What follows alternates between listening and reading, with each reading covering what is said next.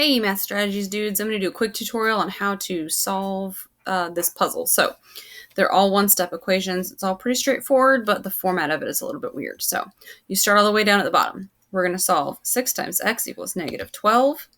In order to solve this, you're going to do this on paper. I'm going to do it on my screen so you can see. Undo the multiplication by dividing. We divide both sides by 6. Negative 12 divided by 6 is negative 2. So I know that this x is equal to negative 2. Now, I'm not going to type that anywhere. I'm just going to hold on to that information, keep it on my paper. Over here, we've got x plus 6 equals 10. We solve that by subtracting 6 from both sides. And 10 minus 6 is 4. So 6 minus 6 is 0. X has to be equal to 4. Now, here's where I'm going to start typing stuff in.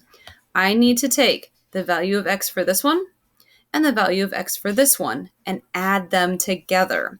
I'm going to take negative 2 and 4, add them together, I get positive 2. And if this is correct, that box will turn green. If it's incorrect, it will turn purple. So let's see. All right, it turned green. So now I need to move on to the next one. X minus 2 equals negative 12. Solve that, and whatever number I get for that, I'm going to add that to 4 and put that number here. As you do that, the boxes will turn green in this row, and then you will start seeing new one-step equations appear in this row.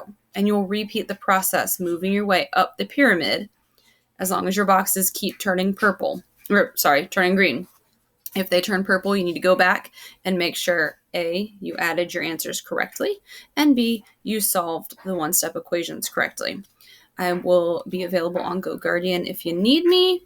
Hopefully, this video is really only if I lose power, so we'll see. If you need me, email me.